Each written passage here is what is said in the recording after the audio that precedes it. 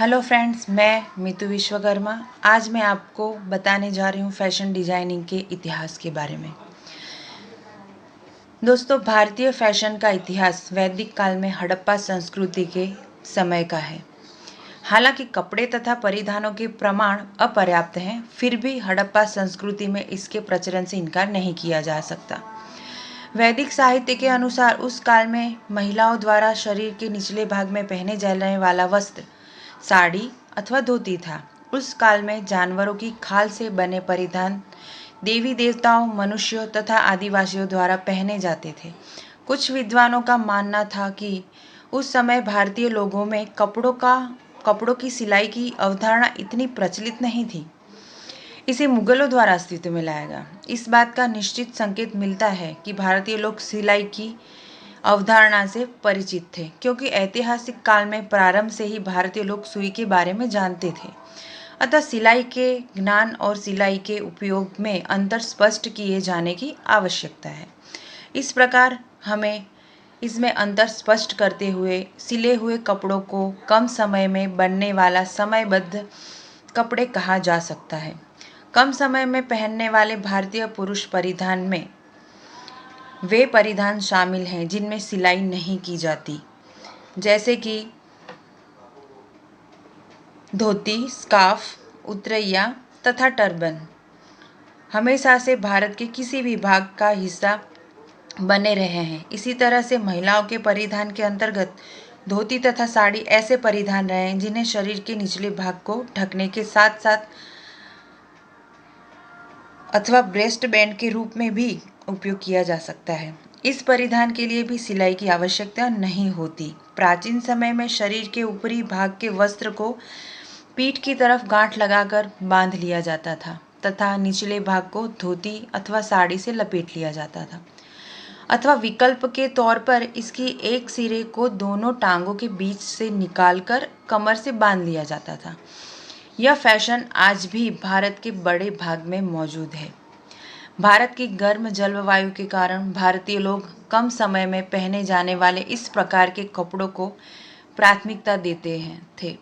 उनके लिए कपड़ों के मिलने वाला आराम महत्वपूर्ण था। कम समय में बनने एवं पहनने जाने वाले कपड़े विविध परिवर्तनों एवं प्रचलनों के युग को प्रतिबिंबित करते हैं। प्रत्येक परिवर्तन के साथ कपड़ों की नई अवधारणा का जन्म हुआ। भारतीय लोगों ने एक निश्चित सीमा तक अपने ड्रेस कोड के रूप में इन परिधानों को अपनाया। इस तरह कपड़ों की नित नई किस्मों का प्रचलन हुआ। जैसे हर राज्य, हर देश का परिधान डिफरेंट है, अलग है, वो उनकी पहचान बताता है। तंग फिटिंग वाली ट्राउजर्स यानी पैंट ब्रिटिश प्रभाव के कारण प्रचलन में आई, जबकि अंगरखा तथा चोली का जन्म मुस्लिम प्रभाव के कारण हुआ।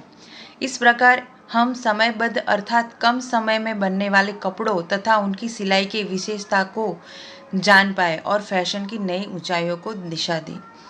फैशन को नई दिशा देते हुए हमने इसके सभी बुनियादी तत्वों को चुना और अपनी नई रचनाओं को जन्म दिया। उदाहरण के लिए घाघरा हम सबके लिए प्रेरणा का स्रोत रहा है, जो आज हम डिफरेंट अलग अलग टाइप में बना के उसको पहनते हैं।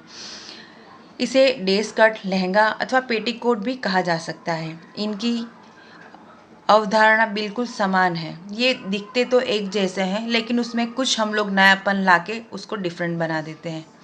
बदलते फैशन के परिणाम स्वरूप पुरुषों के अंगरखे ने महिलाओं के लिए चूड़ीदार के साथ अंगरखा का भी रूप ले लिया। राजस्थान की बैकलेस चोली ने तो हमें इतना प्रभावित किया कि हमने बैकलेस ब्लाउज ही बना दिया। पीठ पर गांठ लगाकर बांधा जाता है। पुरुषों के चोगे ने हमें एम्ब्रॉयडरी के लिए प्रेरित किया और इस तरह महिलाओं के लिए टोन्ड डाउन कुर्ते की रचना की गई। तथापि हमने भले ही नए डिज़ाइनों की रचना की हो, लेकिन हमारी बुनियादी अवधारणाएं वही वर्षों पुरानी अर्थात कम समय में बनने वाले एवं समयबद्ध परिधानों पर ही टिकी हुई है। हमने प्राचीन भारत के टाइमलेस तथा टाइम बाउंड फैशन को अपनाते हुए इसे अपने तरीके से एक नया रूप दिया है। हमने अपनी विरासत से विविध परिधानों, रंगों तथा कशीदाकारी को अपनाते हुए उसे समकालीन फैशन के रूप में ढाला है। आज का जो फैशन है और जो बहुत पुराने ज़माने का था, तो वहाँ से आते आते आज के युग में वो बदल ज़रूर, सिर्फ उसका रूप बदला है, लेकिन फैशन तो वही है। दोस्तों, उम्मीद है आपको ये फैशन का इतिहास जो मैंने एक्सप्लेन किया आपको बहुत ही पसंद आया होगा। Thank you. हेलो फ्रेंड्स, मैं मीतू विश्वकर्मा। आज मैं आपको बताने जा रही हूँ फैशन डिज़ाइनिंग के इतिहास के बारे में। दोस्तों, भारतीय फैशन का इतिहास वैदिक काल में हड़प्पा संस्कृति के समय का है। हालांकि कपड़े तथा परिधानों के प्रमाण अपर्याप्त हैं, फिर भी हड़प्पा संस्कृति में इसके प्रचलन से इनकार नहीं किया जा सकता। वैदिक साहित्य के अनुसार उस काल में महिलाओं द्वारा शरीर के निचले भाग में पहने जाने वाला वस्त्र साड़ी अथवा धोती था। उस काल में जानवरों की खाल से बने परिधान देवी देवताओं, मनुष्यों तथा आदिवासियों द्वारा पहने जाते थे। कुछ विद्वानों का मानना था कि उस समय भारतीय लोगों में कपड़ों की सिलाई की अवधारणा इतनी प्रचलित नहीं थी। इसे मुगलों द्वारा अस्तित्व में लाया गया। इस बात का निश्चित संकेत मिलता है कि भारतीय लोग सिलाई की अवधारणा से परिचित थे, क्योंकि ऐतिहासिक काल में प्रारंभ से ही भारतीय लोग सुई के बारे में जानते थे। अतः सिलाई के ज्ञान और सिलाई के उपयोग में अंतर स्पष्ट किए जाने की आवश्यकता है। इस प्रकार हमें इसमें अंतर स्पष्ट करते हुए सिले हुए कपड़ों को कम समय में बनने वाला समयबद्ध कपड़े कहा जा सकता है। कम समय में पहनने वाले भारतीय पुरुष परिधान में वे परिधान शामिल हैं जिनमें सिलाई नहीं की जाती, जैसे कि धोती, स्कार्फ, उतरैया तथा टर्बन हमेशा से भारत के किसी भी भाग का हिस्सा बने रहे हैं। इसी तरह से महिलाओं के परिधान के अंतर्गत धोती तथा साड़ी ऐसे परिधान रहे हैं जिन्हें शरीर के निचले भाग को ढकने के साथ साथ अथवा ब्रेस्ट बैंड के रूप में भी उपयोग किया जा सकता है। इस परिधान के लिए भी सिलाई की आवश्यकता नहीं होती। प्राचीन समय में शरीर के ऊपरी भाग के वस्त्र को पीठ की तरफ गांठ लगाकर बांध लिया जाता था तथा निचले भाग को धोती अथवा साड़ी से लपेट लिया जाता था, अथवा विकल्प के तौर पर इसकी एक सिरे को दोनों टांगों के बीच से निकालकर कमर से बांध लिया जाता था। यह फैशन आज भी भारत के बड़े भाग में मौजूद है। भारत की गर्म जलवायु के कारण भारतीय लोग कम समय में पहने जाने वाले इस प्रकार के कपड़ों को प्राथमिकता देते थे। उनके लिए कपड़ों के मिलने वाला आराम महत्वपूर्ण था। कम समय में बनने एवं पहनने जाने वाले कपड़े विविध परिवर्तनों एवं प्रचलनों के युग को प्रतिबिंबित करते हैं। प्रत्येक परिवर्तन के साथ कपड़ों की नई अवधारणा का जन्म हुआ। भारतीय लोगों ने एक निश्चित सीमा तक अपने ड्रेस कोड के रूप में इन परिधानों को अपनाया।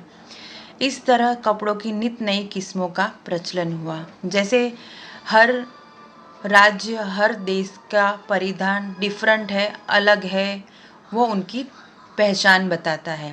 तंग फिटिंग वाली ट्राउजर्स यानी पैंट ब्रिटिश प्रभाव के कारण प्रचलन में आई, जबकि अंगरखा तथा चोली का जन्म मुस्लिम प्रभाव के कारण हुआ।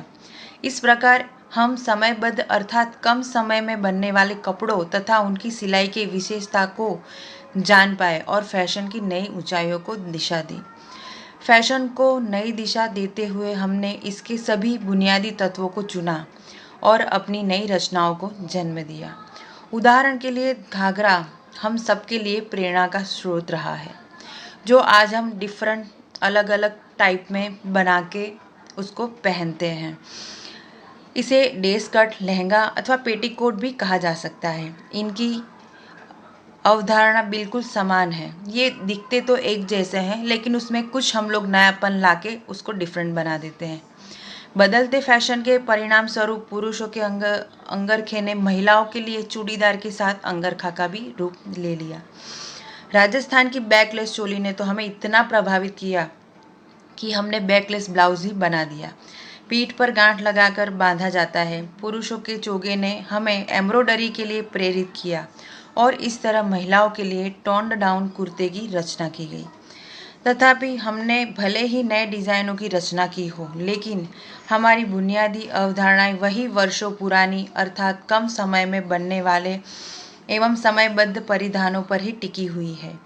हमने प्राचीन भारत के टाइमलेस तथा टाइम बाउंड फैशन को अपनाते हुए इसे अपने तरीके से एक नया रूप दिया है।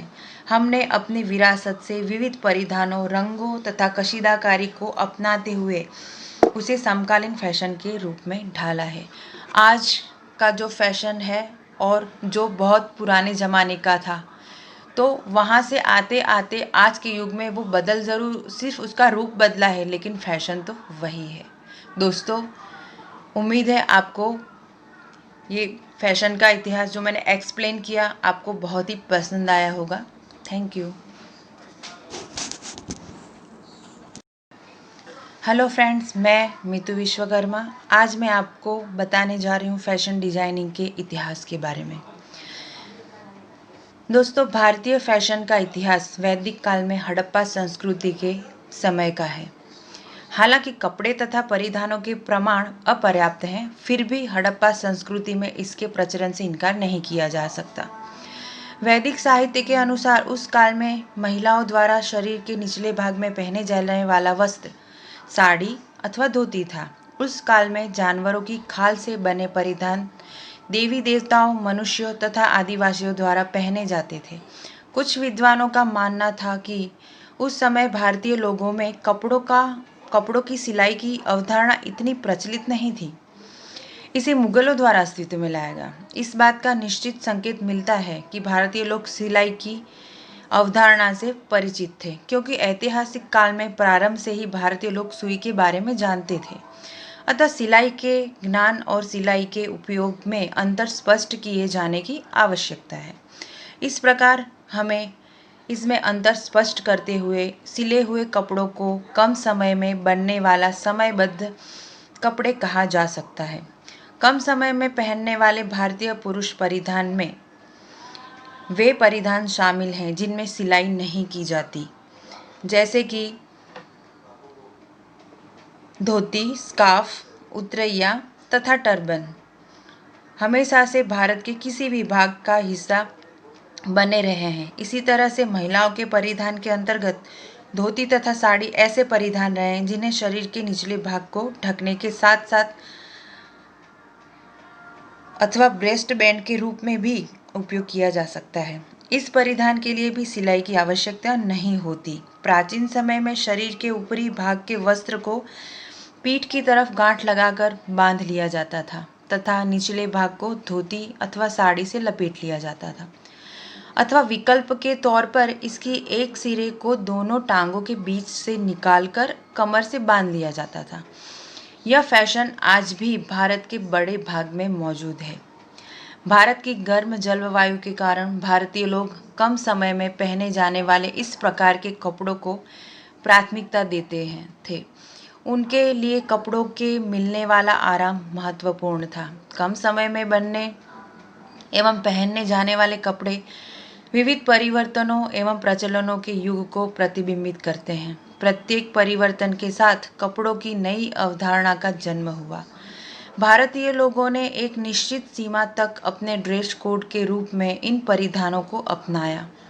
इस तरह कपड़ों की नित नई किस्मों का प्रचलन हुआ। जैसे हर राज्य, हर देश का परिधान डिफरेंट है, अलग है, वो उनकी पहचान बताता है। तंग फिटिंग वाली ट्राउजर्स यानी पैंट ब्रिटिश प्रभाव के कारण प्रचलन में आई, जबकि अंगरखा तथा चोली का जन्म मुस्लिम प्रभाव के कारण हुआ। इस प्रकार हम समयबद्ध अर्थात कम समय में बनने वाले कपड़ों तथा उनकी सिलाई की विशेषता को जान पाए और फैशन की नई ऊंचाइयों को दिशा दी। फैशन को नई दिशा देते हुए हमने इसके सभी बुनियादी तत्वों को चुना और अपनी नई रचनाओं को जन्म दिया। उदाहरण के लिए घाघरा हम सबके लिए प्रेरणा का स्रोत रहा है, जो आज हम डिफरेंट अलग अलग टाइप में बना के उसको पहनते हैं। इसे डे स्कर्ट, लहंगा अथवा पेटीकोट भी कहा जा सकता है। इनकी अवधारणा बिल्कुल समान है। ये दिखते तो एक जैसे हैं, लेकिन उसमें कुछ हम लोग नयापन लाके उसको डिफरेंट बना देते हैं। बदलते फैशन के परिणाम स्वरूप पुरुषों के अंगरखे ने महिलाओं के लिए चूड़ीदार के साथ अंगरखा का भी रूप ले लिया। राजस्थान की बैकलेस चोली ने तो हमें इतना प्रभावित किया कि हमने बैकलेस ब्लाउज ही बना दिया। पीठ पर गांठ लगाकर बांधा जाता है। पुरुषों के चोगे ने हमें एम्ब्रॉयडरी के लिए प्रेरित किया और इस तरह महिलाओं के लिए टोन्ड डाउन कुर्ते की रचना की गई। तथापि हमने भले ही नए डिज़ाइनों की रचना की हो, लेकिन हमारी बुनियादी अवधारणाएं वही वर्षों पुरानी अर्थात कम समय में बनने वाले एवं समयबद्ध परिधानों पर ही टिकी हुई है। हमने प्राचीन भारत के टाइमलेस तथा टाइम बाउंड फैशन को अपनाते हुए इसे अपने तरीके से एक नया रूप दिया है। हमने अपनी विरासत से विविध परिधानों, रंगों तथा कशीदाकारी को अपनाते हुए उसे समकालीन फैशन के रूप में ढाला है। आज का जो फैशन है और जो बहुत पुराने ज़माने का था, तो वहाँ से आते आते आज के युग में वो बदल ज़रूर, सिर्फ उसका रूप बदला है, लेकिन फैशन तो वही है। दोस्तों, उम्मीद है आपको ये फैशन का इतिहास जो मैंने एक्सप्लेन किया आपको बहुत ही पसंद आया होगा। Thank you.